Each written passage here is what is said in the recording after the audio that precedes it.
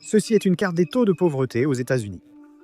Les teintes plus foncées indiquent les États ayant un pourcentage plus important de population sous le seuil de pauvreté. Et voici les zones que le Bureau du recensement désigne comme le Sud. Un comté sur 5 dans la région a un taux de pauvreté supérieur à 20% depuis plus de 30 ans. Ces comtés se trouvent donc dans la catégorie de la pauvreté persistante. 80% des comtés américains considérés comme étant en situation de pauvreté persistante se trouvent dans ces 16 États. La région a constamment eu des taux de pauvreté plus élevés que la moyenne nationale depuis que les États-Unis ont commencé à mesurer la pauvreté en 1968, dans le cadre de la guerre contre la pauvreté du président Johnson. Ce problème est tellement ancré dans le Sud qu'il définit désormais la région avec d'autres problèmes tels que la santé et l'éducation. Actuellement, certains États du Sud, comme le Texas et la Floride, se portent mieux, mais concentrons-nous sur la partie la plus pauvre, le Deep South. C'est un problème complexe, mais si nous devions essayer de le décomposer, nous commencerions par les géographies des États du Nord et du Sud, puisque les effets sont durables.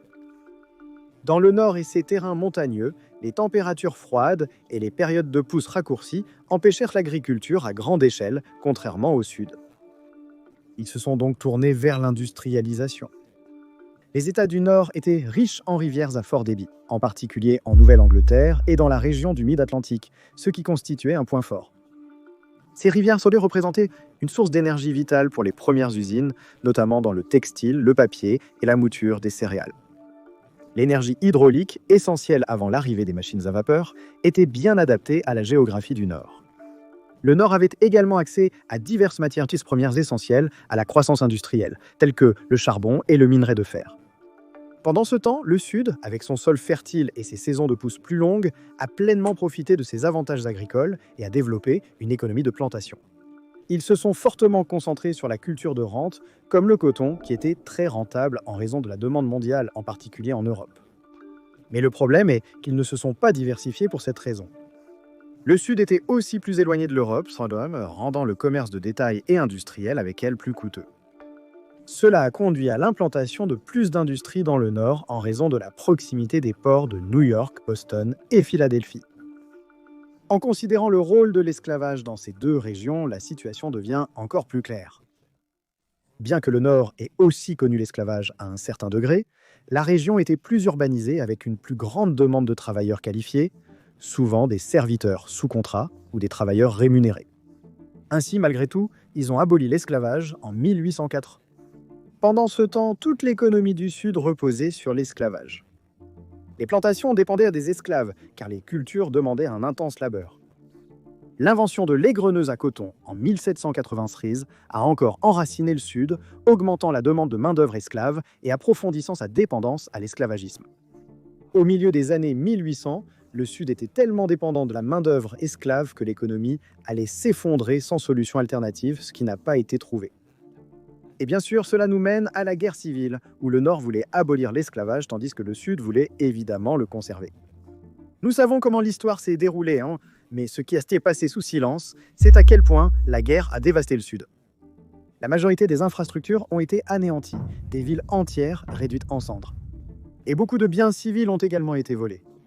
Si vous observez des campagnes militaires, comme la marche vers la mer du général Sherman, elles suivaient une politique de la terre brûlée assurant que tout était détruit. Des voies ferrées aux plantations, afin de priver la Confédération de toute chance de poursuite de la guerre. Ceci a fait reculer le Sud de plusieurs décennies, et ce n'est peut-être pas être assez souligné. Lorsque la guerre s'est terminée en 1865, l'économie du Sud s'était effondrée. Les millions d'esclaves libérés étaient sans abri, sans emploi, et avaient peu de compétences pour gagner leur vie et reconstruire l'économie. À ce moment-là, le Sud n'avait pas vraiment connu non plus de révolution industrielle. Pendant ce temps, le Nord avait connu la sienne dans les années 1790, donc ils étaient très en retard. Ces problèmes étaient incompris à l'époque, et la reconstruction était prévue sous la présidence d'Abraham Lincoln, avec pour objectif de reconstruire le Sud, de restaurer leur économie sans esclaves, et d'aider les esclaves libérés à s'intégrer dans la société. Bien sûr, Lincoln a fini par être assassiné, donc ce plan est tombé à l'eau. Puis était venu son vice-président, Andrew Johnson, qui était d'un État du Sud et dont le plan était très ouvert, permettant aux dirigeants confédérés de se présenter aux élections et de reprendre le pouvoir, renforçant ainsi le statu quo. Puis est venu Ulysses S. Grant, qui a fait quelques progrès pendant ces 8 années, mais qui n'a finalement pas pu faire grand-chose. La reconstruction a été abandonnée en 1877, sans réelle action concrète. Ainsi, l'économie du Sud a toujours eu du mal à rattraper le reste des États-Unis. Les raisons de sa chute peuvent être quelque peu nuancées. Il y a eu de nombreuses initiatives politiques et des disputes au Congrès qui ont essentiellement cassé l'idée d'une reconstruction après la mort de Lincoln. Mais si vous voulez savoir comment cela s'est officiellement terminé, après une trentaine d'années d'inactivité, voici la réponse. L'élection présidentielle de 1876 a été serrée entre le gouverneur Rutherford B. Hayes de l'Ohio et le gouverneur Samuel J. Tilden de New York. Lorsque les votes ont été comptés, il semblait que Tilden avait obtenu 200 000 votes de plus que Hayes. Mais les résultats étaient incertains en Floride, en Louisiane, en Oregon et en Caroline du Sud, où les deux partis revendiquaient la victoire et alléguaient une manipulation. À ce moment-là, Tilden avait 184 votes électoraux contre 165 pour Hayes, mais ces 4 États représentaient 20 votes électoraux. Une commission électorale a été créée pour résoudre cette crise électorale, et les 20 votes électoraux ont été attribués à Hayes, lui offrant une victoire électorale de 185 à 184. De toute évidence, cela n'est pas arrivé sans compromis majeur. Et les démocrates au Congrès étaient prêts à accepter cette perte en échange de quelques concessions, les républicains acceptant de mettre fin à la reconstruction. Et c'est exactement ce qui s'est passé. Pour beaucoup dans le Sud, l'échec de la reconstruction était une conclusion prévisible, sinon le but.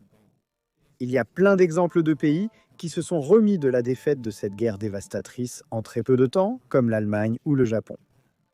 Mais le Sud ne s'est jamais reconstruit avec succès parce qu'il ne voulait pas faire face à tout ce qui allait avec, comme avoir des troupes fédérales dans leur ville et abroger les lois raciales. Ils souhaitaient ne pas être importunés par le Nord pour reprendre leur vie selon leurs propres conditions. Et c'est précisément ce qu'ils ont fait. Cette vidéo ressemble plus à une leçon d'histoire qu'à une vidéo sur l'économie. Mais tout est pertinent et vous en comprendrez bientôt la raison.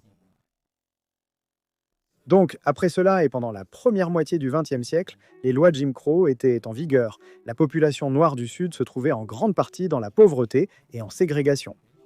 Les lois Jim Crow maintenaient l'ordre social mais étaient un terrible frein à l'économie et contribuaient à maintenir le Sud rural, dépendant de l'agriculture et plus pauvre que les États du Nord.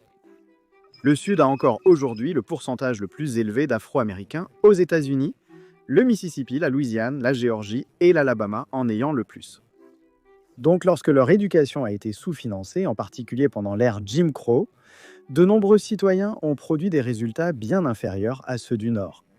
Cela a eu des effets à très long terme.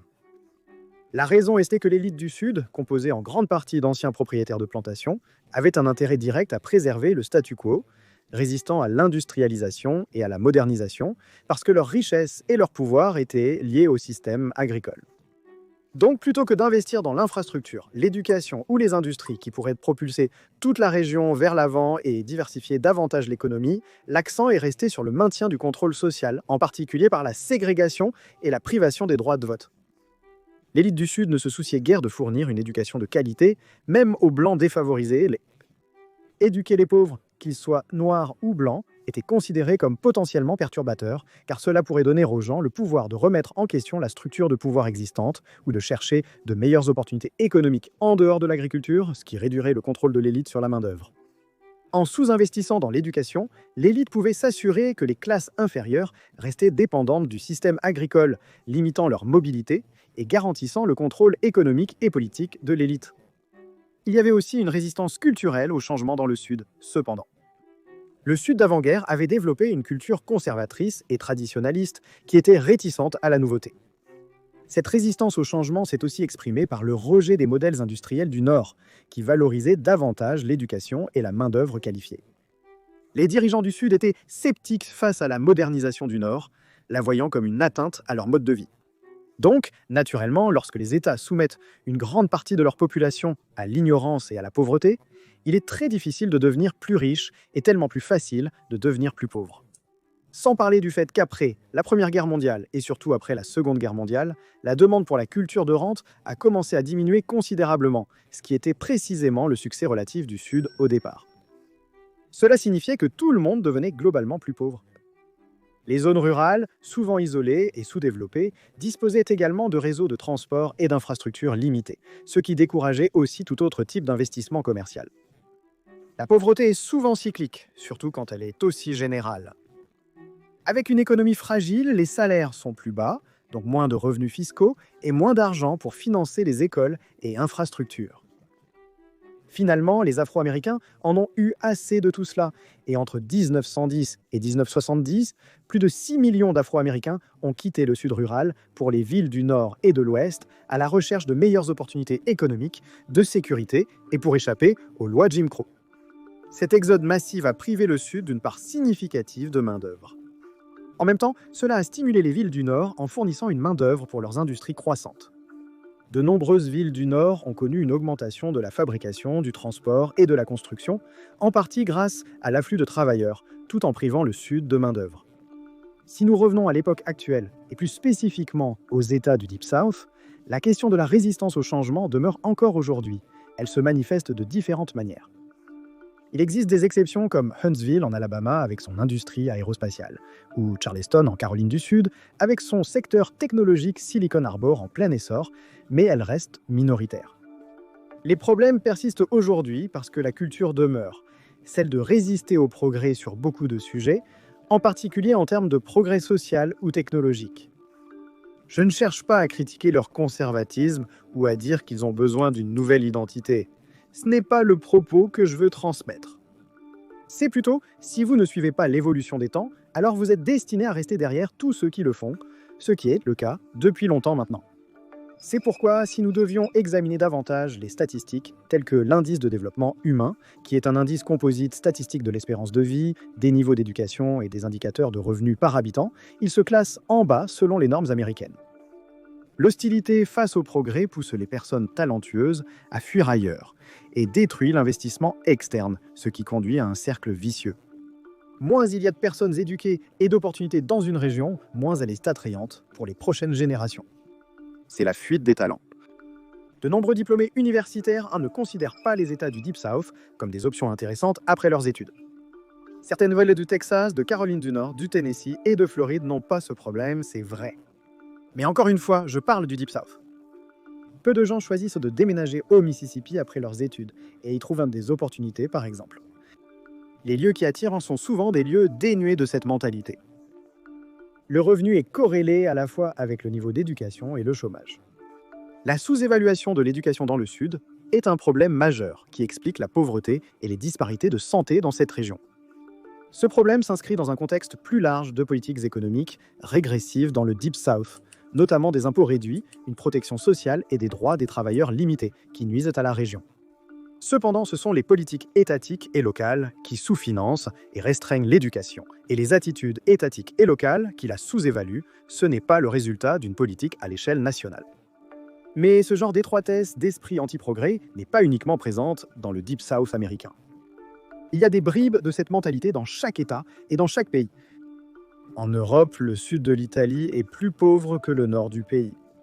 De même, les États du sud de l'Europe, comme l'Espagne et la Belgique, sont généralement plus pauvres que ceux du nord. Heureusement, la situation commence à évoluer dans les États du sud des États-Unis. Selon le graphique, depuis les années 60, la plus forte baisse du taux de pauvreté s'est produite dans le sud.